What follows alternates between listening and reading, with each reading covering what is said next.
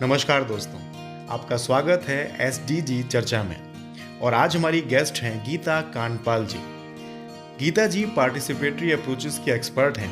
आपने एटीआई नैनीताल जैसे प्रतिष्ठित प्रशासनिक एकेडमी में महत्वपूर्ण जिम्मेदारियों का निर्वहन किया है और डेवलपमेंट सेक्टर में 25 साल से ज़्यादा का अनुभव आप रखती हैं। तो आइए आज चर्चा करते हैं गीता जी से। आज का टॉपिक है एसडीजीज को अचीव करने में पार्टिसिपेटरी अप्रोचेस का महत्व। तो दोस्तों, जो भी हमारे साथ हैं गीता कांडपाल मैम, तो मैम आपका बहुत बहुत स्वागत है एसडीजी चर्चा में। Thank you so much. तो मैम, जैसे आप जानती हैं और जैसे इस कार्यक्रम का नाम भी है एसडीजी चर्चा, इसमें हम बातें करते हैं सस्टेनेबल डेवलपमेंट गोल से जुड़े हुए अलग अलग मुद्दों के बारे में। और आपका तो एक बहुत बड़ा अनुभव है अलग अलग क्षेत्रों का और आपने इतना सारा काम किया है। तो हमारा सबसे पहला सवाल जो आपसे है वो ये कि आपके शब्दों में ये सस्टेनेबल डेवलपमेंट क्या है, सतत विकास क्या है और इसकी आवश्यकता क्यों है, क्यों ये जरूरी है? पहले तो मैं बहुत बहुत धन्यवाद देना चाहूंगी आशुतोष जी आपका कि आपने इस फोरम पे मुझे इनवाइट किया। और मुझे पता है कि इस फोरम में काफी एक्सपीरियंस्ड और बहुत विशेषज्ञ लोग आते हैं और आपने मुझे इस लायक समझा, तो ये मेरा सौभाग्य है और मैं बहुत धन्यवाद देना चाहूंगी। और मैं बधाई भी देना चाहूंगी, आपने एक ऐसा फोरम क्रिएट किया है या ऐसा प्लेटफॉर्म लोगों को दिया है जिसमें लोग अपनी जो एक्सपर्टीज है या वो जो नए क्रिएशंस कर रहे हैं, नए इनोवेशंस कर रहे हैं, उसको लोगों तक साझा कर सकें। तो ये मैं बहुत धन्यवाद देना चाहूंगी। और जो जैसे आपने प्रश्न पूछा, वेलकम आपका, आपने प्रश्न पूछा कि सतत विकास या सस्टेनेबल डेवलपमेंट क्या है। और अगर मैं देखूं तो हमें इसको जानने के लिए थोड़ा इतिहास पर जाना पड़ेगा। अब देखेंगे जब दुनिया में मनुष्य का प्रादुर्भाव हुआ था, जब मनुष्य जीवन में आया था, तो उसकी सबसे पहली आवश्यकता जल थी। ठीक है, तो आप जितनी भी सभ्यताएं देखेंगे दुनिया में, वो नदियों के किनारे बसी हुई हैं। सिंधु घाटी की सभ्यता, मेसोपोटामिया की सभ्यता की अगर हम जब बात करते हैं तो कहीं ना कहीं जल से जुड़ी हुई थी। जहां पर जल है वहां पर सभ्यता शुरू हुई। फिर हमारी दूसरी आवश्यकता जो है वो हमारा भोजन है। तो नदी के आसपास जो जंगल हैं वहां पर, क्योंकि शुरुआत में हम लोग ने खाना बना के तो नहीं खाते थे, तो कच्चा भोजन खाया जाता था, फल फूल कंदमूल खाए जाते थे, या फिर धीरे धीरे हमने जो जंगली जानवर है उनका मांस खाना शुरू किया। तो वो आसपास, नदी के आसपास कहीं जंगल मिले, वहां पर उसकी दूसरी आवश्यकता पूरी हुई मनुष्य की। और तीसरी जो है वो हमको फिर तन ढकने के लिए कपड़ा चाहिए। तो वो फिर हमको जंगलों से मिला, जिसमें हम कहते हैं कि जो जानवरों की खाल है या जो पेड़ों की छाल है, उससे हमने उसका काम लिया।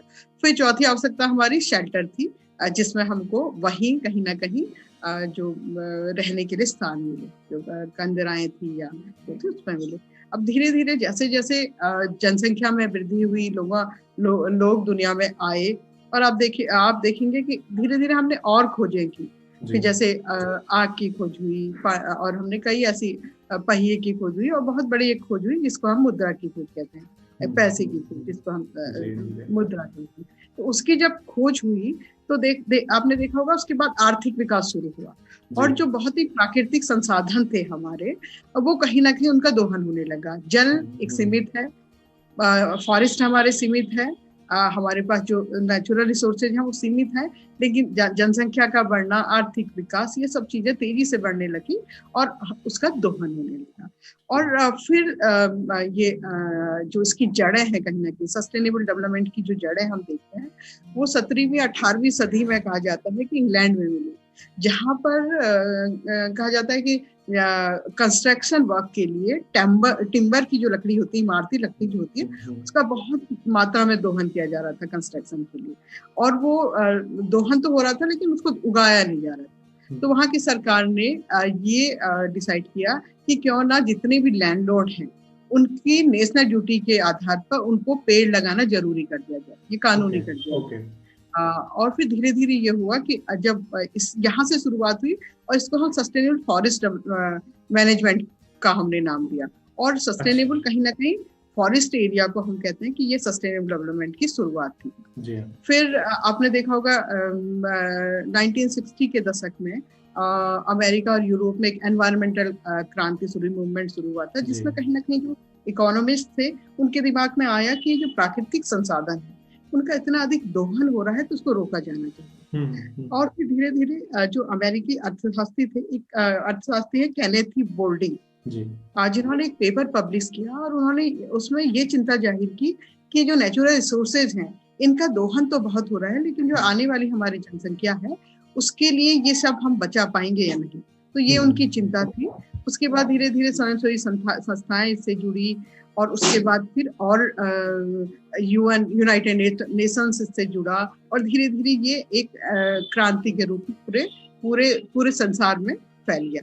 तो अगर हम इसको एक समेटें इस परिभाषा को, तो हम ये कह सकते हैं कि सतत विकास या सस्टेनेबल डेवलपमेंट वो है कि मनुष्य आज जो उसके नेचुरल रिसोर्सेज हैं वो अपनी आवश्यकता तो पूरी करे, लेकिन भविष्य जो हमारी आने वाली पीढ़ी है उसके लिए भी नेचुरल रिसोर्सेज की कमी नहीं होनी चाहिए और वो परेशानी नहीं होनी चाहिए। तो ये ऐसे में सस्टेनेबल डेवलपमेंट को देखती हूँ। मैम, एक तो आपने यहाँ पे दो चीजें करी, एक तो जो उसका ऐतिहासिक परिप्रेक्ष्य है वो आपने बहुत ही संक्षेप में बता दिया और मुझे लगता है काफी डिटेल्ड भी था वो, और जब आपने उसको समअप किया तो वो बिल्कुल की पॉइंट पे कर दिया कि जो हम विकास ऐसा करें कि हमारी आज की भी जरूरतें पूरी हों और जो हमारी आगे आने वाली पीढ़ी है उसकी भी जरूरतें पूरी हों। अगर मैं उस एक छोटा सा क्वेश्चन और आपसे पूछना चाहूँ कि आज के समय में देखें तो बहुत से लोग ये समझ नहीं पाते कि सस्टेनेबल डेवलपमेंट की जरूरत क्यों है। उनको लगता है कि सब कुछ तो है अभी, और इस परिभाषा को वो सुनते तो हैं लेकिन उससे कहीं रिलेट नहीं कर पाते। तो अगर आप उनको बताना चाहें कि सस्टेनेबल डेवलपमेंट जरूरी क्यों है उनके लिए, तो आप क्या कहना चाहें?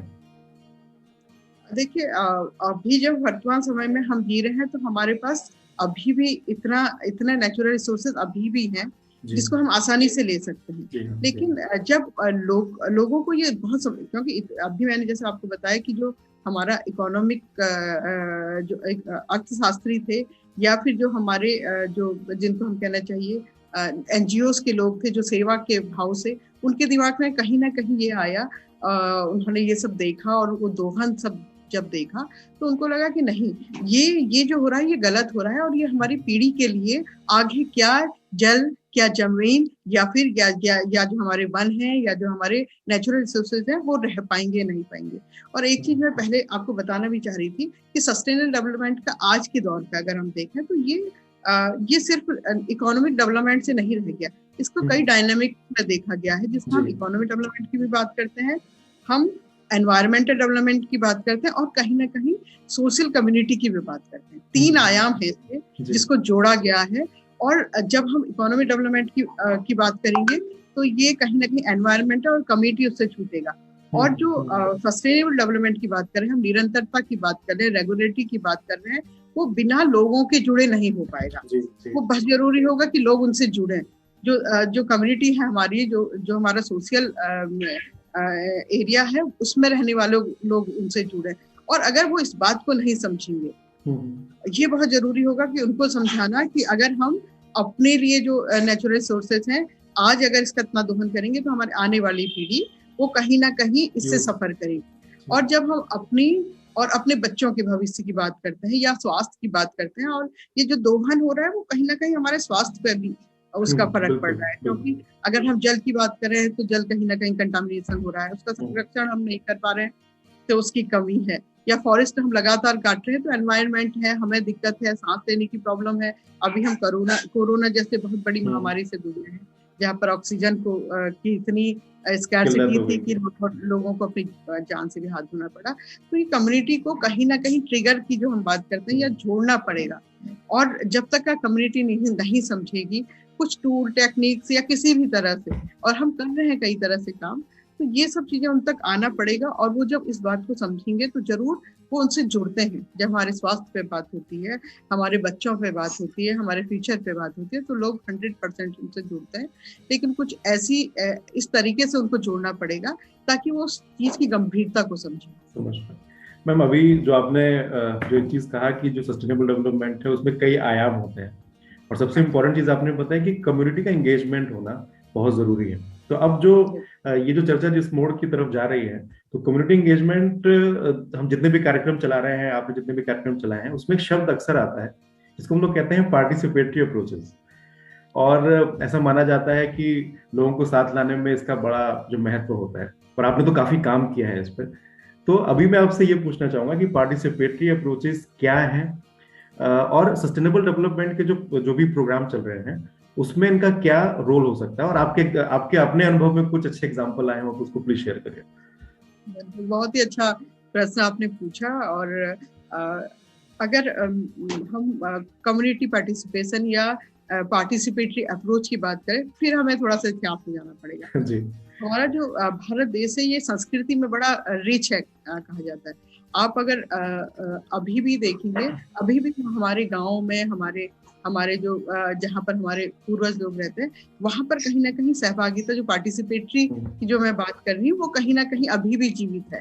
और हम अपने इतिहास में देखें तो हमारे जब मनुष्य दुनिया में आया, जब कबीले या समुदाय बने हैं, उसमें आपने देखा होगा सबसे पहला जो उसका शुरुआत हुई थी वो कृषि कार्य से हुई थी।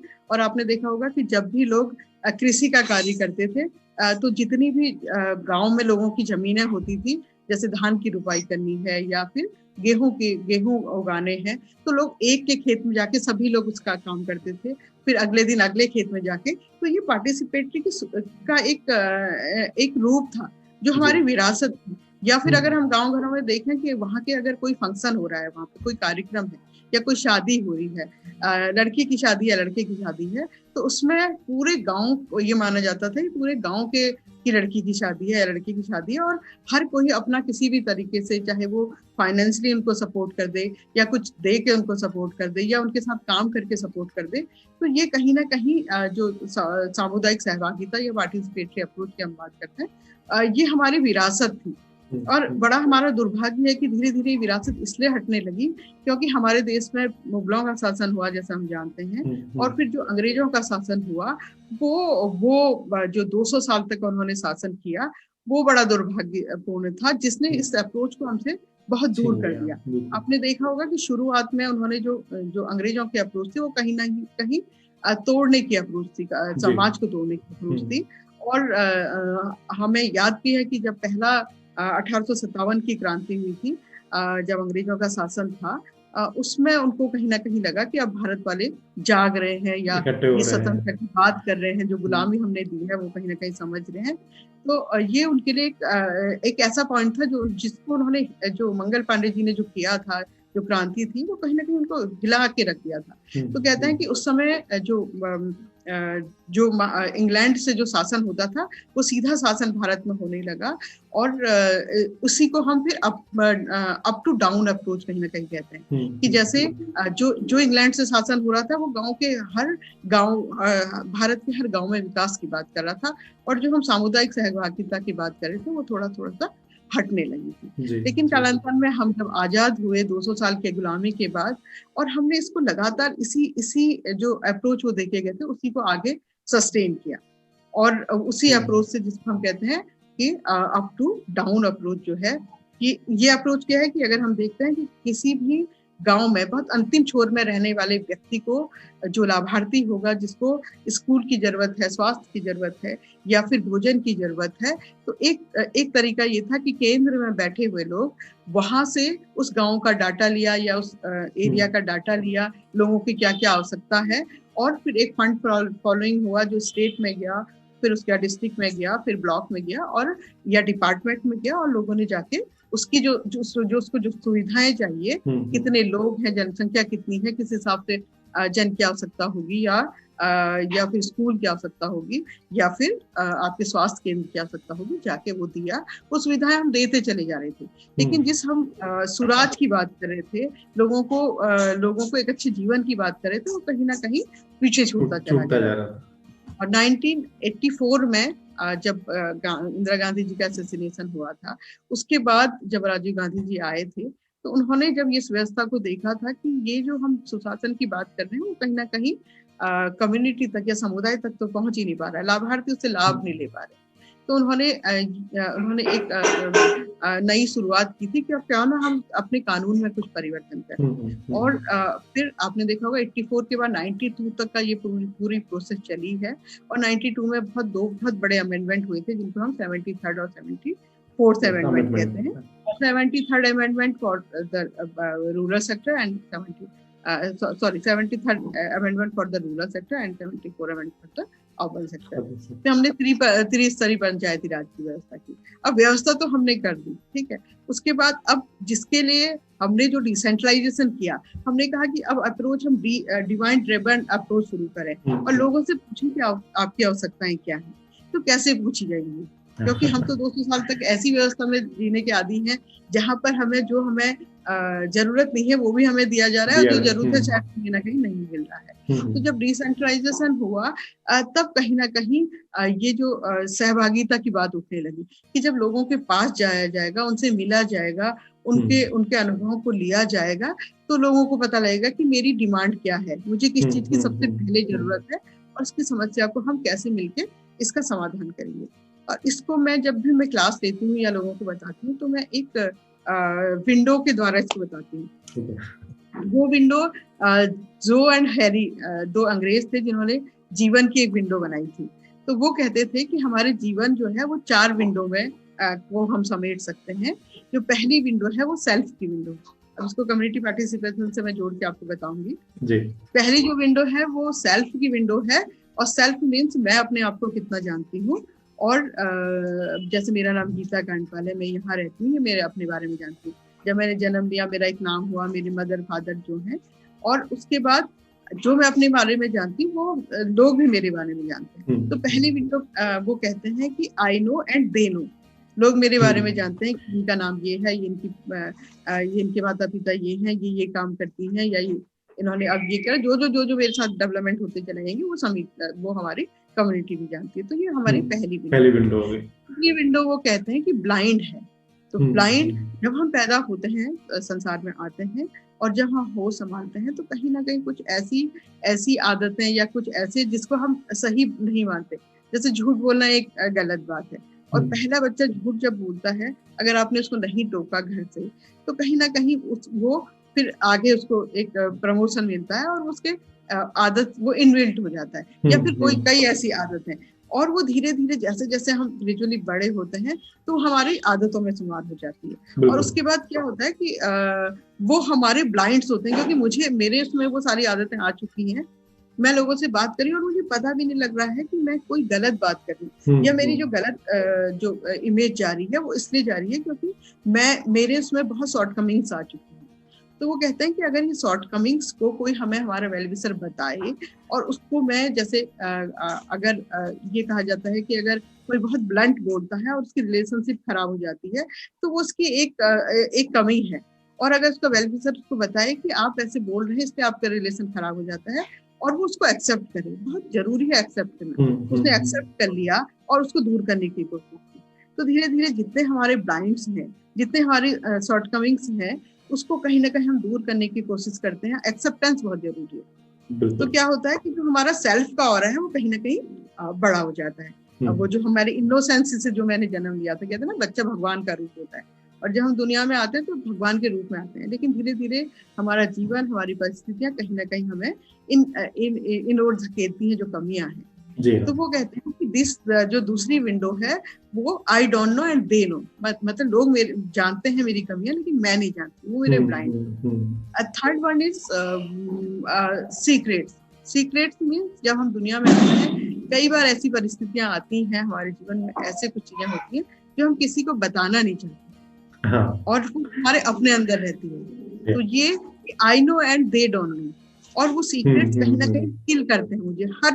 हर पल मुझे मार रहे हैं, क्योंकि मुझे डर है कि मैं इनको लोगों को बताऊंगी तो उनको पता लगेगा और मेरी सम्मान पे, मेरी इज्जत पे कहीं ना कहीं असर होगा।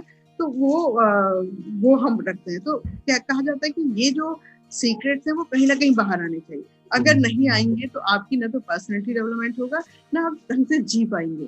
ठीक है, अगर वो बाहर आ गया, जैसे मैं गांधी जी का अधिकतर उदाहरण देती हूँ कि गांधी जी जब वो उनका बाल्यकाल था या बचपन में, उन्होंने कई ऐसे काम किए जिसको चोरी कहना है, झूठ बोलना है, और भी कई काम हम सही नहीं कहते। लेकिन एक टाइम पे आके गांधी जी को जो गिल्ट हुई ना, वो पल पल उसको जीते हुए भी मर रहे थे। तो उन्होंने अपनी ऑटोबायोग्राफी में, या जो उनकी माय एक्सपेरिमेंट विद ट्रूथ है, उसमें कहीं ना कहीं वो सब बातें लिखी कि हमारे वहाँ मांस नहीं खाया जाता था, मैंने मांस का भी सेवन किया, मैंने झूठ बोला, मैंने चोरी की। तो वो कहीं ना कहीं गिल्ट बाहर आई है, ठीक है ना। तो लोगों को पता लगे, लेकिन आज भी वो महात्मा गांधी, उनको हम पूछते हैं 150 साल बाद भी हम किसी को पूछ रहे हैं। तो वो ये जो विंडो है वो कहीं ना कहीं आपके सेल्फ के ऑरा को बहुत बड़ा कर देती है। जब आपके देखिए पहला जो आपका जो ओरिजिनलिटी थी, जो आपके ब्लाइंड्स जो खत्म हो गए, सीक्रेट जो खत्म हो गए, जो चौथी विंडो है वो है अननोन। अब जो आपकी पर्सनालिटी में एनहांसमेंट होगा वो किस हद तक आपको ले जाएगा, कितना, जैसे विवेकानंद जी की बात करते हैं हम, बहुत बड़े हमारे जो महात्मा हुए हैं उनकी बात करते हैं, तो वो कहीं ना कहीं उस हद तक ले जाते हैं हम। अब इसको कम्युनिटी पार्टिसिपेशन से कैसे जोड़ते हैं? जो पहली विंडो है वो सेल्फ की विंडो है। They know, I know and they know की हम बात करते हैं। अब सोचिए कि जल जीवन मिशन हमारा चल रहा है, या फिर हमारा स्वच्छ भारत मिशन चल रहा है, एक ऐसे मिशन है जो बहुत ही, जिसको महत्वाकांक्षी जो मिशन है ये, इनकी जब शुरुआत हुई थी, जब बना था, तो काफी प्रोपेगेंडा हुआ हर व्यक्ति तक, क्योंकि जन जन का आंदोलन है, तो हर व्यक्ति तक इसको पहुंचाने की आवश्यकता थी। बिल्कुल। तो क्या हुआ कि गांव वाले लोग या फिर समुदाय भी इस बात को जानता है कि एक ऐसा मिशन आ रहा है जो घर घर फंक्शनल वाटर की बात कर रहा है, और हम जो प्रोफेशनल है या जहाँ से बना है, जो डिपार्टमेंट उससे जुड़े हैं, वो भी इस बात को जानते हैं। तो पहली विंडो हो गई they know, I know and they know, ठीक है, ये दोनों चीजें हम जानते हैं। नेक्स्ट जो विंडो है तो हम ब्लाइंड की विंडो कहते हैं। वो ब्लाइंड, जैसे एज अ प्रोफेशनल जब हम गाँव में जाते हैं, लोगों से मिलते हैं, तो उस गांव में रहने वाले जो लोग हैं उससे वो जो जानते हैं अपने गांव के बारे में, वहाँ के रिसोर्सेज क्या हैं, वहाँ की ऐसी क्या चीजें हैं, जैसे हम पानी की स्रोत की बात करें तो कैसा, कौन सा ऐसा स्रोत है जो सबको पानी दे पाएगा, वो सिर्फ गांव वाले जानते हैं, ये हमारे ब्लाइंड है।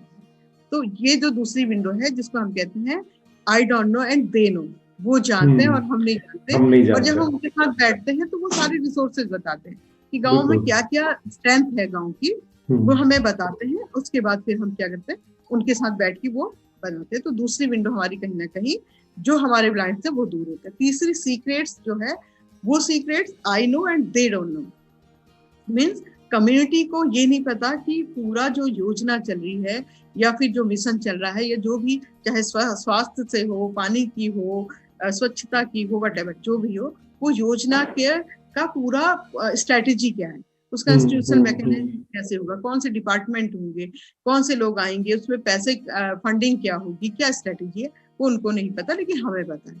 तो वो उनके लिए सीक्रेट्स है और हमें पता है। तो I know and they don't know. तो जब हम लोग मिलके बैठते हैं, और अब देखिए तीनों विंडो को अगर हम देखेंगे, एक विंडो है जो हम दोनों लोग जानते हैं कि एक ऐसी योजना आ रही है जिसको चलाना है और उसके ये चीजें हैं। दूसरा जो हमें नहीं पता, वहाँ के रिसोर्सेज, वहाँ की कई चीजें हमें नहीं पता। और तीसरा जो उनके ब्लाइंड्स हैं, उनको नहीं पता, तो उनको हमने बताया। और चौथी जो अननोन की विंडो है, जब हम साथ मिलके बैठ रहे हैं और योजना बना रहे हैं, उनकी बातें हम, उनके अनुभव हम ले रहे हैं और अपने अनुभव हम अपने उनको बता रहे हैं, तो कहीं ना कहीं जो योजना की सस्टेनेबिलिटी है, फिर हम कहीं सस्टेनेबल डेवलपमेंट में आते हैं कि जो उसकी सस्टेन होने की जो परिकल्पना लेके हम चल रहे हैं, जो हम सपना लेके चल रहे हैं, वो किस हद तक जाएगा, कितने सालों तक चलेगा, ये हम भी नहीं जानते और वो भी नहीं जानते। बिल्कुल। तो इसको मैं ऐसे लोगों को बताती हूँ कि कम्युनिटी पार्टिसिपेशन कितना जरूरी है सस्टेनेबल डेवलपमेंट के लिए। नहीं मैम, ये तो आपने एक जो बहुत ही अलग तरीके से चीजों को सामने रखा, क्योंकि यहाँ पे हमारे जितने भी व्यूअर्स हैं वो लोग ये जो हो सकता है कि उन्होंने कभी जौहरी विंडो का नाम सुना हो, लेकिन इस तरह से उसको जोड़ा जा सकता है पार्टिसिपेटरी अप्रोचेस या फिर कम्युनिटी के साथ, और ये एक जो अलग चीज थी। और उसमें ये बिल्कुल साफ निकल के आता है कि जो हमारी 3 विंडोज हैं, मतलब जो आपकी पहली विंडो है कि मैं जानता हूँ और वो भी जानते हैं, तो जब ये बहुत बड़ी हो जाती है तो चीजें अपने आप सस्टेन करने लगती हैं। और शायद हम इसी पे काम कर रहे हैं, चाहे हम उसको पार्टिसिपेटरी अप्रोचेस कहें या कुछ भी कहें। और किसी भी मिशन के सफलता और सस्टेन होने के लिए ये बड़ा जरूरी है कि चीजें स्पष्ट हो जाए और क्लियर हो जाए। तो मैम इसके लिए तो मैं आपको फिर से एक बार बीच में ही धन्यवाद दे रहा हूँ आपको कि आपने बहुत अच्छे तरीके से इस अप्रोच को एक नए व्यू के साथ हम सबके सामने रखा, और ये हम सबके लिए बड़ा यूजफुल भी होगा। लेकिन अभी मैम इससे कुछ और सवाल भी निकल के आ रहे हैं। सबसे पहला सवाल तो ये कि आपका एक बहुत बड़ा अनुभव है, 25 साल के ऊपर का अनुभव आपके पास है, तो कुछ ऐसे उदाहरण जो आपने, जो भी आपका अभी तक का अनुभव रहा है, जिसमें पार्टिसिपेटरी अप्रोचेस के तहत आपने काम किया और बड़े अच्छे रिजल्ट्स आए, तो अगर एक दो उदाहरण अगर आप हमारे साथ शेयर करना चाहें। बिल्कुल। जैसे आपने कहा कि मेरा मेरा एक अनुभव रहा है, और सही में मैंने करीब 25 साल से मैं ये काम कर रही हूँ। और जो शुरुआत हुई थी वो जो स्वजल प्रोजेक्ट है, जिसको पूरा सब भारत जानता है, और 96 में उसकी शुरुआत हुई थी। और मैंने उसमें एक ट्रेनर के रूप में भी काम किया था, और मैंने एक कम्युनिटी डेवलपमेंट सुपरवाइजर के रूप में भी काम किया था। तो मुझे मौका मिला था कम्युनिटी के पास जाने का, समुदाय के पास जाने का। और उन दिनों ये हम लोग एक सपोर्ट ऑर्गेनाइजेशन के रूप में काम कर रहे थे, जैसे जल जीवन आज इम्प्लीमेंटेशन एजेंसीज हैं, उसके रूप में काम कर रहे थे। और उसकी सबसे बड़ी स्ट्रेंथ ये थी स्वजल परियोजना की, क्योंकि वर्ल्ड बैंक का प्रोजेक्ट था। और जो डिसेंट्रलाइजेशन की मैं बात कर रही हूँ, 73rd अमेंडमेंट जब हुआ था और उसको जो इम्प्लीमेंट किया गया था, उसके बाद ये पहला प्रोजेक्ट था जिसको हम कम्युनिटी पार्टिसिपेशन से जोड़ रहे थे, या फिर हम कहेंगे कि लोगों को साथ लेके चलने वाला ये प्रोजेक्ट था।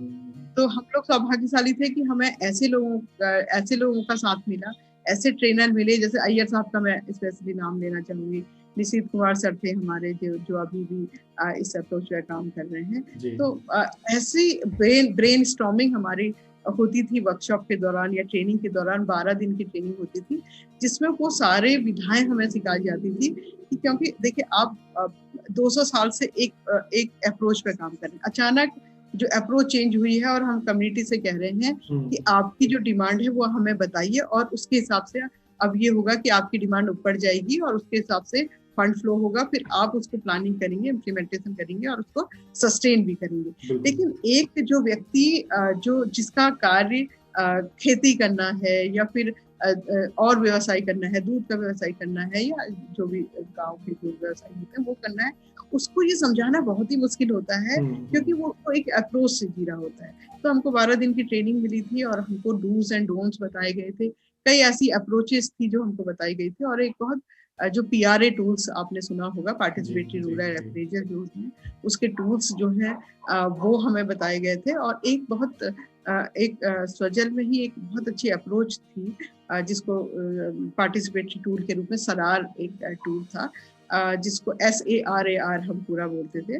और उसका जो क्रिएशन किया था वो दीपा नारायणन एंड लीना श्रीनिवासन, दो जो हमारी रिसर्चर थी उस समय इंग्लैंड में, उन्होंने उसको बनाया था। तो वो एक ऐसा टूल था जिसने हमें बहुत ही इजी किया लोगों तक पहुंचने के लिए, क्योंकि वो बहुत ही सिस्टमेटिक बना हुआ था। उन्होंने ये कहा था कि जो सरार का पूरा अर्थ है उसमें था S मीन्स सेल्फ स्टीम, आत्मसम्मान।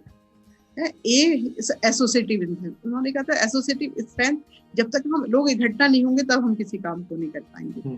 और फिर उन्होंने कहा था रिसोर्सफुलनेस, रिसोर्सेज को पहचानिए वहाँ के क्या है, फिर एक्शन प्लान करिए, और उसके बाद फिर रिस्पॉन्सिबिलिटी लोग कहीं ना कहीं खुद ही लेने लगेंगे। तो ये एक ऐसी अप्रोच थी जिसको बड़ा सिस्टमेटिक बनाया गया था। और उन्होंने कहा था कि इसके लिए ये बहुत जरूरी था कि लोगों के पास जाके उनसे ही उनकी समस्याओं को पूछा जाए कि क्या समस्या है, क्रिएशन किया जाए, या आइडेंटिफाई ऑफ द प्रॉब्लम उसको कहा जाता था। उसके कई टूल्स होते थे, जैसे स्टोरी विद द गैप है, या फिर अनसिरियलाइज्ड पोस्टर्स थे। कई ऐसे टूल्स हैं जहाँ पर आप लोगों के बीच में जाते हैं। और बहुत जरूरी वो हमें बताया गया था कि रैपो बिल्डिंग कैसे करनी है लोगों से। अगर आप आज भी किसी व्यक्ति से मिलेंगे और कहेंगे कि मैं इसलिए आ रहा हूँ, तो ट्रस्ट बिल्डिंग जो है वो बहुत जरूरी है। जब तक ट्रस्ट नहीं होगा तो वो आपके बहुत करीब नहीं आएंगे, और ट्रस्ट बिल्ड हो गया तो फिर आप देखिएगा फिर उनको दूसरी सीढ़ी जो होती है, पहला अवेयरनेस की ट्रस्ट बिल्डिंग है, थोड़ा सा फिर उनको क्या इसकी जानकारी है, और अगर वो थोड़ा सा इंटरेस्ट लेते हैं तो फिर आप कैसे उनकी कैपेसिटी बिल्डिंग करते हैं या उसको उस योजना से जोड़ते हैं, ये बहुत जरूरी था। तो कई ऐसे टूल्स थे जो हम गाँव में लेके जाते थे और लोगों से मिलते थे, बात करते थे। और उस समय क्योंकि 96-97 का टाइम था, तो स्वच्छ भारत मिशन की कहीं शुरुआत नहीं हुई थी, तो गांव में जाते ही एक अलग सा एहसास होता था, कहीं ओपन डेफिकेशन है, मक्खियां हो रही हैं, और इसके बीच में हम लोगों से मिलते थे। लेकिन बहुत अच्छी बात थी कि हम जब लोगों से मिलते थे तो बहुत ही एक सरल और बहुत ऐसे लोग हमें मिलते थे जो बहुत जल्दी विश्वास में आते थे। और उनके पास बैठ के बहुत जरूरी होता है, क्योंकि पार्टिसिपेटरी अगर आपने किसी को इन्वॉल्व करना है किसी योजना में तो आपको समय देना पड़ेगा और उनके समय के हिसाब से चलना पड़ेगा। बिल्कुल, ये बहुत तो हमें ये सिखाया गया था कि जब भी आप गांव में जाएं तो सबसे पहले उनका समय लें। अगर आप महिलाओं से आप इमेजिन करिए कि कोई महिला धान काटने या कोई खेती के काम के लिए जा रही है और आप उसको योजना बता रहे हैं कि हमने ये योजना, अब आप बताएंगी क्या होगा, तो क्या वो ध्यान देगी? नहीं देगी। तो ऐसे में हम लोग या तो उनका जैसा बनके कि जहाँ वो काट रही है वहीं पर ही धान काट के थोड़ा सा हम भी कंट्रीब्यूशन कर लेते थे और उनके साथ बैठ के, या फिर जब गांव की महिलाओं का एक लेजर टाइम होता था जहाँ पर वो थोड़ा सा रिलैक्स होके अपने लिए करते तो उनसे तब हम बात करते थे। तो एक बहुत ही अच्छा, और स्वजल को अगर मैं बात कहूँ तो उसमें कई चीजें जुड़ी हुई थी। जहाँ पर हम पानी की बात तो करते ही करते थे, साथ में महिलाओं के वुमेन डेवलपमेंट इनिशिएटिव एक था कि अगर लोग ये समझ जाएंगे कि पानी घर पे आ जाएगा तो वो उसका हम कैसे सदुपयोग करेंगे, और वो पानी जो है वो जो समय है उससे इनकम जनरेटिंग एक्टिविटीज कैसे करेंगे। कहीं ना कहीं एजुकेशन कम थी तो NFE से भी जोड़ा गया था कि लोगों को साइन करना सिखाएं, उनको थोड़ा सा पढ़ना लिखना सिखाएं।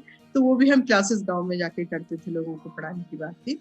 और कहीं ना कहीं उसको स्वास्थ्य से जोड़ा गया था कि आप लोगों को जो पानी जो है उसके कंटामिनेशन से जो होने वाली बीमारी है उससे कैसे जोड़ेंगे। तो कई बार गांव में जब हम लोग जाते थे तो बहुत समझाना मुश्किल होता था मेल को, महिलाएं तो समझती थी, मेल को समझाना मुश्किल होता था। और कई आप जानते हैं कि जो समुदाय होता है वहाँ पर कहीं पॉलिटिकल इंटरफेरेंस है या कहीं ऐसे, तो उनको रिजॉल्व करते हुए हम लोग आगे बढ़ते थे। लेकिन जो ये टूल्स थे उसके द्वारा हमने किया था। उसमें टूल्स का एक बहुत अच्छा टूल है सरार का, जिसको हम कहते हैं वुमेन टाइम यूज एनालिसिस। तो ये जो टूल है वो महिलाओं को उनको एहसास दिलाना कि बहुत दूर से पानी लाना, और वो पानी जब आपके घर तक आ रहा है तो आपका कितना समय जा रहा है उसमें। तो उसमें कई ऐसे कार्ड्स होते हैं जिसमें महिलाओं के एक्टिविटीज करते हुए कई चित्र आपको दिखेंगे। तो वो चित्र आपको, क्योंकि प्रॉब्लम हम आइडेंटिफिकेशन कर रहे हैं कि सबसे ज्यादा प्रॉब्लम क्या है और उसको प्रायोरिटाइज भी करते हैं। तो एक ऐसा टूल है जिसमें हम कहते हैं उसको एनालिसिस भी कर रहे हैं कहीं ना कहीं। तो महिलाएं बैठती हैं, फिर वो उनसे पूछा जाता है कि आप सुबह से आपकी पूरा रूटीन क्या है, कि सुबह उठ के आप क्या क्या काम करते हो और हर काम में कितना समय लगता है। तो जैसे आपने एक महिला से वो कार्ड्स हम फैला देते थे और महिलाओं से पूछते थे कि आप कार्ड को छाटिए और उसमें बताइए कि आपको कितना समय लगता है। तो वो कार्ड छाटती थी, अच्छा मैं सुबह 4 बजे उठती हूँ, फिर मैं चाय बनाती हूँ, चाय बनाने 15 मिनट, अच्छा फिर झाड़ू बुहारी करी उसमें 15 मिनट, या फिर बच्चों को तैयार किया फिर उसमें आधा घंटा लग गया, फिर खाना बनाया इसमें इतना लग गया। अच्छा पानी लेने जा रही हूँ तो अच्छा आधा घंटा, और पहाड़ों में तो 2 घंटा पानी लाने में, 2 घंटा पानी लाने में लग रहा है, शाम को 2 घंटा लग रहा है। और वो सबसे ज्यादा टाइम फिर हम कहीं ना कहीं फिर हमको आइडेंटिफिकेशन मिल जाता था कि पानी की सबसे ज्यादा समस्या है गाँव में। फिर उनको ये एहसास दिलाया जाता था कि आप सोचिए अगर, क्योंकि बच्चियां भी पानी ला रही है, महिला जो बहुत उसकी एक उम्र हो गई है वो भी पानी ला रही है, उनको कहीं ना कहीं ये एहसास दिलाया जाता था कि अगर कोई बच्ची 6 साल की उम्र में पानी लेने जा रही है और वो अभी 40 साल की या 50 साल की है और हर दिन अपने 4 घंटे पानी देने में दे रही है, तो सोचिए उस महिला का हर दिन के 4 घंटे जोड़िए, फिर उसको 1 साल से, फिर उसको 50 साल से जोड़िए, तो उसका जीवन का कितना बड़ा टाइम सिर्फ पानी कितनी उम्र पानी लाने में चली गई। और अगर उसके घर पे पानी होता तो क्या इससे उसको कितने बेनिफिट्स होते। वो कुछ ऐसा काम कर सकती, बच्ची स्कूल जा सकती थी। बच्चियां ड्रॉप आउट इसलिए कर देती हैं क्योंकि पानी एक मूलभूत आवश्यकता है, उतनी दूर से उनको लाना है। तो ये एहसास कराया जाता था लोगों को, और फिर महिलाएं हमारे साथ जुड़ती थी, और फिर धीरे धीरे वो लोग कहीं ना कहीं फिर जो हम बात करते हैं ना आगे कैसे अब हम स्ट्रैटेजी बनाएंगे, क्योंकि स्वजल की सबसे बड़ी बात ये थी कि इसमें करीब 6 महीने तो मोबिलाइजेशन में लगता था, 6 महीने 1 साल के बाद। हाँ, क्योंकि लोगों को समझाना उस समय थोड़ा सा और कठिन था, और आज की डेट में तो थोड़ा सा, क्योंकि लोग अब समझने लगे हैं इस अप्रोच को, थोड़ा इजी है, लेकिन उस समय थोड़ा सा लोगों को समझाना टफ होता था। तो वो जो समय होता था उसमें गांव में ही रहना, उनका जैसा बनना, उनके साथ बैठना उठना, और कहते हैं ना go to the people, live with them, love them, जो हम का जो उसका कॉन्सेप्ट है, वो कहीं ना कहीं हम वहाँ जाके गाँव में जाके करते थे।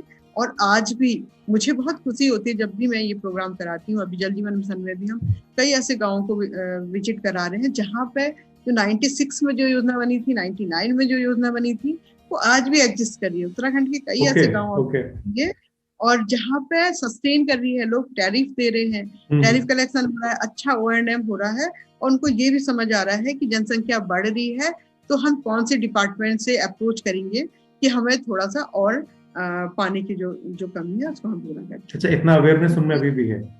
हाँ, अभी भी है। और अभी भी वो जैसे एक PRA का एक बहुत अच्छा टूल है जिसको हम कहते हैं चपाती चित्रण या वेन डायग्राम, आपने सुना होगा।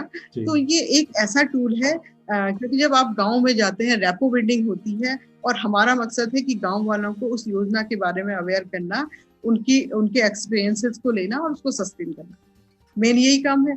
तो वो वेन डायग्राम हमें इसलिए मदद करता है, चपाती चित्रण। तो उसमें कई ऐसी या तो किसी जैसे फ्लिप चार्ट जो होते हैं, या कागज की चपातियां बना ली जाती हैं, या गांव के जो संसाधन है उनकी चपातियां बना ली जाती हैं, और उनके आकार अलग अलग कर दिए जाते हैं। जैसे सबसे बड़ी चपाती उससे छोटी, उससे छोटी, उससे छोटी। और उसके बाद गाँव लोग जो समुदाय के साथ बैठ के ये पूछा जाता है कि गांव में सबसे सम्मानित व्यक्ति कौन है, जो गांव को जिसकी बात लोग मानते हैं, और जो एक मार्गदर्शक के रूप में काम करता है।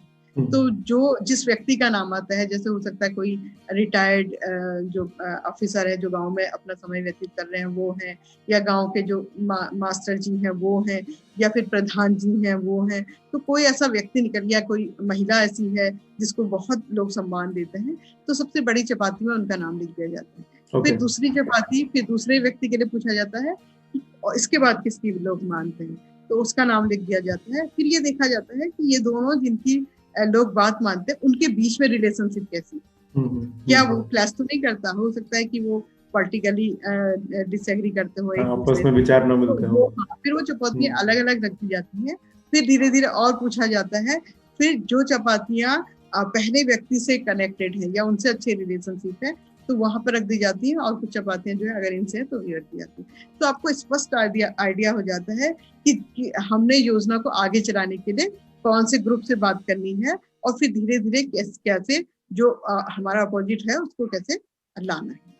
तो ये टूल्स हैं जो बहुत ही कारगर होते हैं, बहुत ही इफेक्टिव है। इसके अलावा कम्युनिटी पार्टिसिपेशन तो आप जानते ही हैं, जो हम स्वच्छ भारत मिशन में करते थे, जिसमें हम लोग को संसाधन जो गाँव के जो वहाँ पर जो नेचुरल जो हमें सामान मिल जाता है उसी से उसको करते हैं, चूना और सब ले जाते हैं। और लोगों को अगर आपने गांव को देखना है तो लोगों को उसी कम्युनिटी के द्वारा गांव का नक्शा बनाया जाता है। तो एक तो वो मानचित्रण होता है जिससे हमें लोगों के आवास का पता लगता है, पता लगती है। इसके अलावा संसाधन मानचित्र है, ये हमें पता लगता है कि गाँव के संसाधन क्या रिसोर्सेज हैं। इसके अलावा जो हमारा और है, जैसे वहाँ पर सरकारी क्या सुविधाएं हैं, क्या आंगनवाड़ी है, क्या आपका स्कूल है, क्या मंदिर है, कौन सा रिलीजन है, या फिर मौसमी जो है उस समय पानी की धान की खेती हो रही है तो पानी की जरूरत है, तो पानी की अवेलेबिलिटी है। ये सब मानचित्रण के द्वारा एक वहाँ पर बैठ के ये सब पता लगाया जाता है। तो ये ऐसे टूल्स है जो कहीं ना कहीं लोगों से कनेक्ट भी करते हैं और उसके बाद हमको बहुत हेल्प भी करते हैं। बिल्कुल मैम, अभी आपने जो भी पार्टिसिपेटरी अप्रोचेस को एक तो इतने अच्छे तरीके से आपने सामने रखा, और कुछ जब आपने टूल्स के बारे में बात की तो मेरे दिमाग में एक चीज आ रही थी कि जो PRA टूल्स है उस पर तो एक अलग से मुझे लगता है कि आपके हमें कई एपिसोड्स बनाने पड़ेंगे, क्योंकि आप इतने अच्छे तरीके से बताना चाहूंगी जो बता रहे हैं। बिल्कुल, ये जो टूल्स हैं वो 21 दिन का पूरा एक पैकेज है। इसको बहुत ही माइंडली, और बहुत अच्छी बात ये है कि इनको, क्योंकि जब हम समुदाय से जुड़ते हैं तो ये जो परिवर्तन है बहुत ही ग्रेजुअली, जैसे हम बिहेवियर चेंज की बात करते हैं ना, और आप भी इसके माहिर हैं, आपने इतनी ट्रेनिंग्स वगैरह आप कराते हैं, तो आप जानते हैं कि कितना मुश्किल होता है एक जो आदत हमारे अंदर आ गई है उससे दूर हटना, बाहर जाना। तो बहुत ही ग्रेजुअली परिवर्तन आते हैं। लेकिन हमने ये भी देखा है कि जब एक बार आप ट्रिगर कर गए या व्यक्ति उससे ट्रिगर हो गया तो वो सबसे अच्छा रिसोर्स हमारे साथ होते हैं। मैम अभी आपने जो बताया उससे एक चीज बिल्कुल स्पष्ट दिखती है कि अक्सर लोगों का ये अप्रोच होता है, खासकर जो नए लोग आते हैं, कि वो गांव में जाके सीधे लोगों से जो भी वो सोच के आए हैं वो तुरंत बताना शुरू कर देते हैं, लेकिन उससे शायद वो असर नहीं पड़ेगा जब तक गांव के लोग खुद इन्वॉल्व ना हो, खुद अलग अलग टूल के माध्यम से अपनी स्थिति और अपनी समस्या को ना देख पाए। और जब वो देखेंगे तो अपने आप ही उनको लगेगा कि हाँ अब कुछ करना चाहिए, और तब हम उनको सपोर्ट करें। और यहाँ टूल्स का बहुत ही ज्यादा, अभी आप जो 2-3 टूल्स बताए उससे ही वो चीजें दिख के आ रही है कि उनसे हम डायरेक्ट कुछ भी नहीं पूछ रहे, लेकिन वो सारी चीजें निकल के आ रही हैं। और जो आपने बताया था जॉरी विंडो का जो फर्स्ट विंडो है कि मैं भी जान रहा हूँ और तुम भी जान रहे हो, वो बिल्कुल सामने सामने आ जाता है सिर्फ इन्हीं टूल्स के माध्यम से। और मैं आपसे रिक्वेस्ट भी करूंगा कि हम कुछ एपिसोड कुछ टूल्स के ऊपर करें जिसमें बहुत ही ब्रीफ में आप कुछ टूल्स को बताएं जो हमारे सारे व्यूअर्स के लिए बहुत यूजफुल भी होगा। बिल्कुल बिल्कुल बिल्कुल मैं बताऊंगी। और जैसे जो ये पार्टिसिपेटरी अप्रोच की हम बात करते हैं, इसमें बहुत एक जो बहुत सीखने की चीज है, उसको कहते हैं सीखने सिखाने की उल्टी प्रक्रिया। मीन्स हमें हमारे दिमाग में ये रहता है कि मैंने पढ़ा लिखा है, मैंने पीएचडी कर ली, मैंने एमए कर लिया, मास्टर्स मैंने कर लिया, तो आई नो एवरीथिंग, कि मैं सब कुछ जानती हूँ। और जब मैं गांव में जा रही हूँ और जिससे मिल रही हूँ उनको एजुकेशन नहीं है और वो नहीं जानते।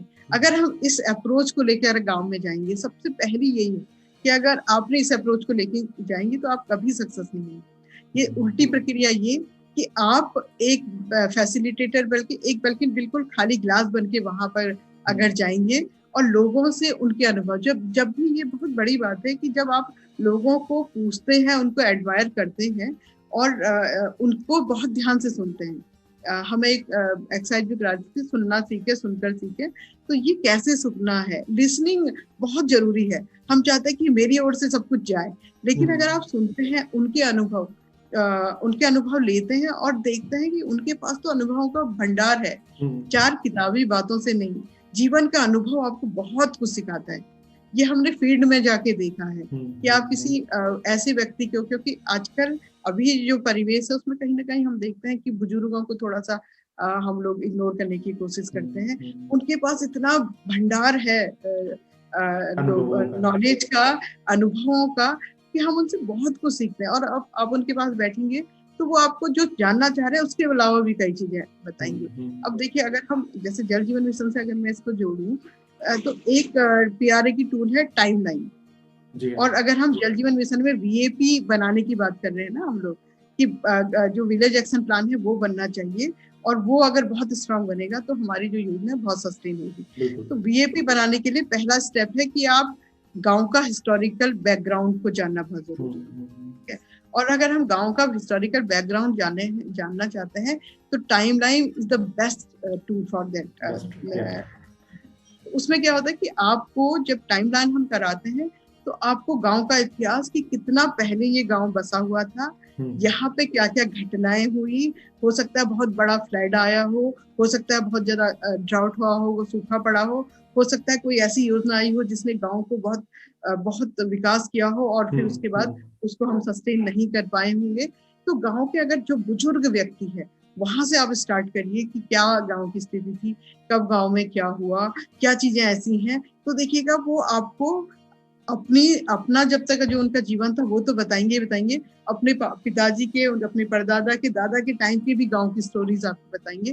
तो पूरा हिस्टोरिकल बैकग्राउंड जो हमारा पहला पार्ट है वो कहीं ना कहीं वीएपी का हमें मिल जाता है। तो ये इतना अच्छा टूल है जिसको जो हम नहीं जान सकते। अगर मैं नैनीताल से किसी गाँव में जा रही हूँ तो मुझे नहीं पता वहाँ की हिस्ट्री क्या है, वहाँ बिल्कुल ऐसे आप तो नहीं जान सकते। बहुत जरूरी है। हाँ, तो ये जरूरी है। उसके बाद वेन डायग्राम बहुत जरूरी, और भी कई ऐसे टूल हैं जो आपको बहुत हेल्प करेंगे इन सब चीजों में। नहीं मैम, हम सस्टेनेबल डेवलपमेंट की बात करें, हाँ हम आपको जरूर इनवाइट करेंगे, और जो इस तरह के जो टूल्स हैं उस पर कुछ टूल्स पे हम एक एपिसोड कर सकते हैं, जिससे जो आपका एक्सपीरियंस है वो बहुत कंडेंस फॉर्म में और लोगों तक पहुंचे और वो उसका फायदा उठा सके। क्योंकि आपने जितना भी अभी चीजें बताई हैं वो बहुत ज्यादा इंसाइटफुल हैं, और ये बिल्कुल साफ साफ दिखाती है कि अगर एक भी टूल का हमने इफेक्टिवली उसका यूज कर लिया तो वो कितना यूजफुल हो सकता है और कितनी सारी जानकारी हमको मिल सकती है।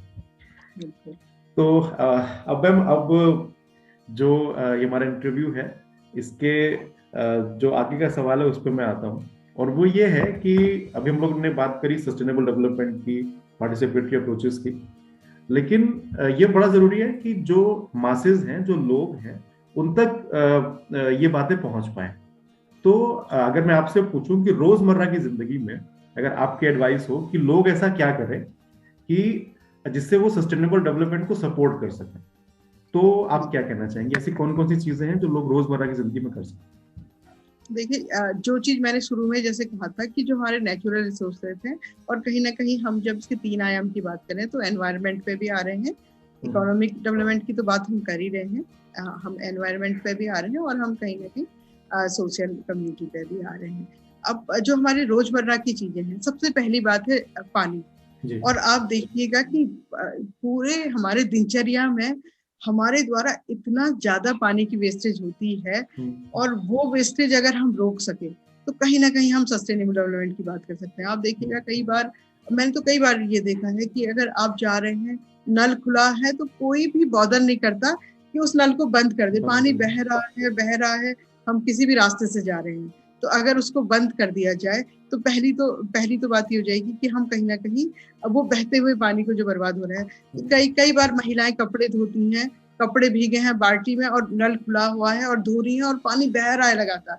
अब वो कहीं ना कहीं हमें, अगर हम ट्रिगर होते हैं, हम बात करते हैं कि नहीं, ये पानी मेरे फ्यूचर से जुड़ा हुआ है, नहीं ये पानी मेरे बच्चों तक मुझे आज कल ऐसी स्थिति आ जाएगी जहाँ पर पानी खरीदने की जरूरत होगी। या फिर रोजमर्रा की जिंदगी में हमारा किचन का पानी जो वेस्टेज होता है। और सबसे बड़ी बात तो यह है कि जो हमारे टॉयलेट्स हैं, उसमें अगर जब हम फ्लैश करने की बात करते हैं तो उसमें जो पानी बर्बाद होता है वो शायद मतलब वो मैक्सिमम है।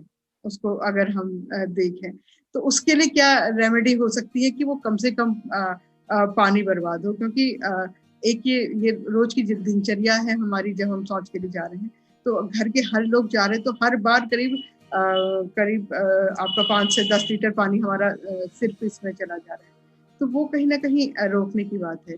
इसके अलावा जब हम ओपन डेफिकेशन वाली बात करते हैं तो इसमें भी जो हमारी आदत बन चुकी है, जो हमारे आने वाले बच्चों की आदत बन चुकी है, वो तो ठीक है, लेकिन कहीं ऐसी परिस्थितियां ना हो कि हमें फिर से कहीं ना कहीं लोग ओपन डेफिकेशन जाना शुरू कर रहे हैं, हम उसको सस्टेन नहीं कर पा रहे हैं, वो जो टॉयलेट बने हैं उसको मेंटेन नहीं कर पा रहे हैं, या फिर वो जो सरकार ने हमें सुविधाएं दे दी हैं उसको हम सस्टेन नहीं कर पा रहे हैं। क्योंकि मैंने अभी तक लगभग 16-17 स्टेट्स में जाके स्वच्छ भारत मिशन में भी काम किया था, और हम जब जाते थे और बहुत ऐसे भी देखे थे, ऐसे लोग भी देखे थे जिनके पास टॉयलेट भी होता था और सब कुछ होता था, लेकिन वो फिर भी ओपन डेफिकेशन के लिए जा रहे थे। जैसे मैं पंजाब का अगर हम लोग शेयर भी करते हैं कई बार कि जब निर्मल भारत अभियान चल रहा था और निर्मल ग्राम पुरस्कार मिल रहे थे, तो उस समय हम लोग को एक वेरिफिकेशन एजेंसी के रूप में लिया गया था, जिस संस्थान के साथ में जुड़ी हुई थी। जब हमको पंजाब जाने का मौका मिला और जब हम लोग गए तो उन्होंने हमारा आवाभगत किया। फिर जैसे नेचुरल है कि हमें टॉयलेट की थोड़ा आवश्यकता पड़ी, तो उन्होंने गांव प्रधान जी थे गांव के, तो उन्होंने ताला खोला और हमें तो करीब 1 लाख का टॉयलेट बना हुआ था। तो हमने पूछा कि ये तो बड़ा अच्छा मेंटेन है, लेकिन ताला क्यों लगा है? तो उन्होंने कहा कि मैडम ये तो आप लोगों के लिए है कि हम तो सुबह सुबह सभी लोग गाड़ी में बैठ के खेतों में ही जाते हैं। तो ये जो प्रथा है हमने बना तो ली है चीजें, लेकिन उसका क्या हम उपयोग कर पा रहे हैं? और वो आपको पता है कि जो ओपन डेफिकेशन है वो कितना खराब है हमारे एनवायरमेंट के लिए, सबके लिए कितना खराब है।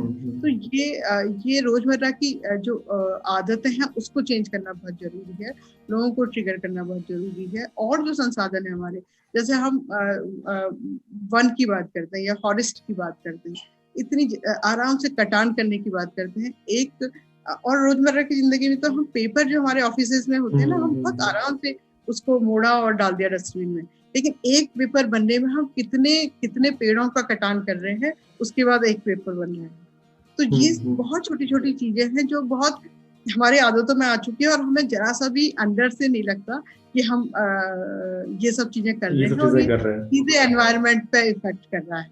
तो ये चीजें बदलनी बहुत जरूरी है। इसका मतलब ये कि हमें बहुत बड़े बड़े शब्दों में फंसने की जरूरत नहीं है, जो हम नहीं लोग है, अपने, बहुत हाँ, ये कुछ वो चीजें हैं जो हम लोग रोज कर रहे हैं और उसमें हम थोड़ा सा परिवर्तन करते हैं। जैसे आपने कहा पानी की बात की, पेपर की बात की, आदतों की बात की, तो बहुत हद तक हम इस चीज को सपोर्ट भी कर सकते हैं।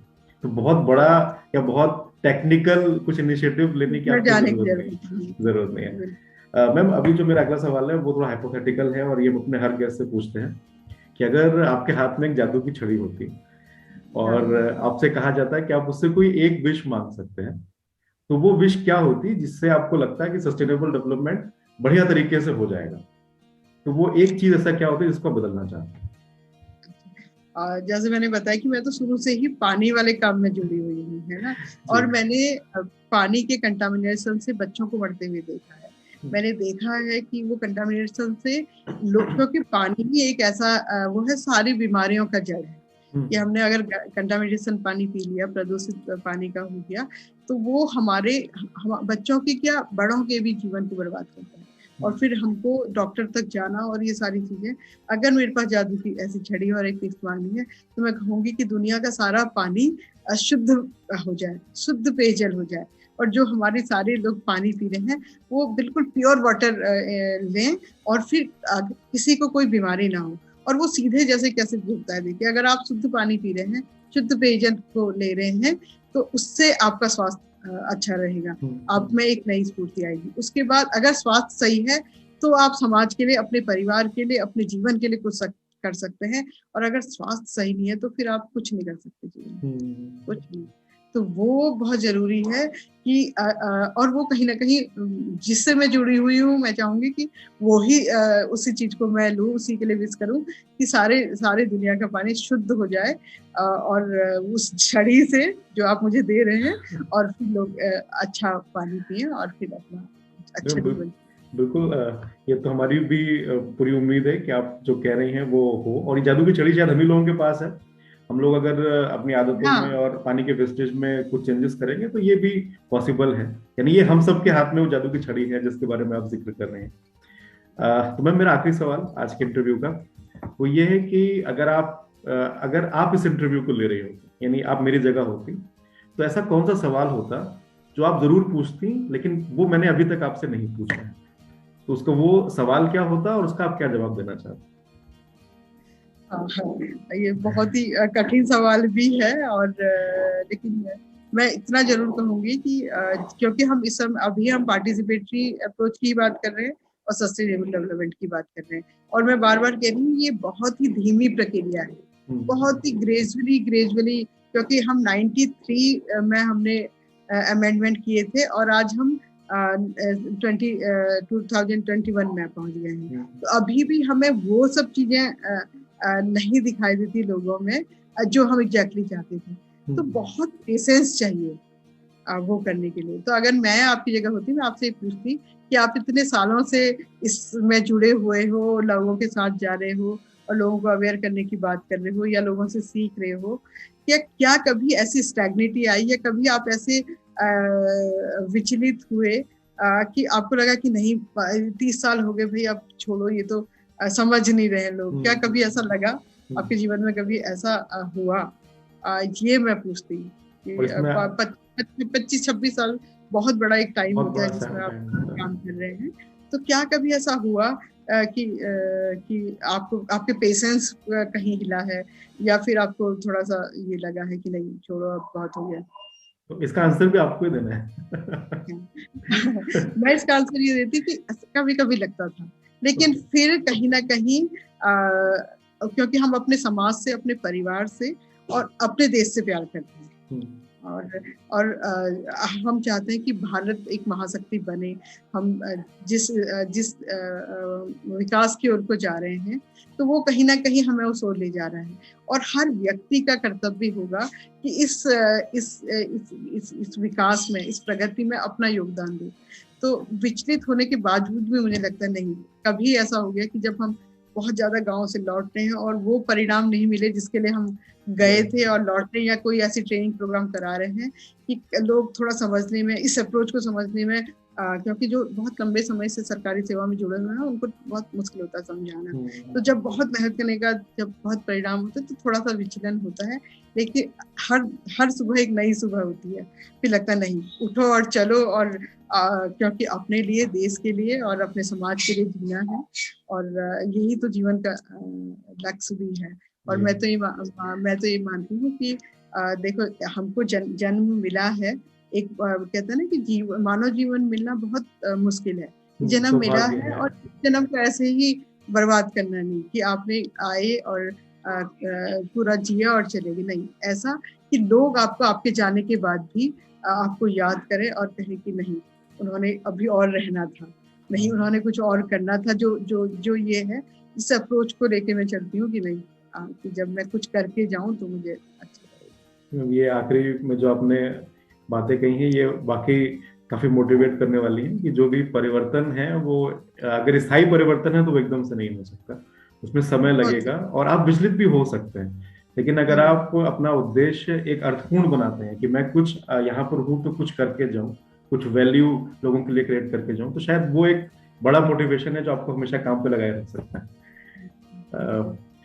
तो गीता मैम, आप इस इंटरव्यू में आई और आपने इतना अपना समय दिया, और सबसे बड़ी बात, आपने अपने एक्सपीरियंस में से इतनी सारी इंसाइट्स यहाँ पे शेयर की जो ना सिर्फ मेरे लिए और जितने हमारे व्यूअर्स हैं सबके लिए बहुत ही यूजफुल हैं। तो आपका एक बार जितने भी हमारे व्यूअर्स उनकी तरफ से बहुत बहुत धन्यवाद। मैं आपका बहुत बहुत धन्यवाद देना चाहूंगी।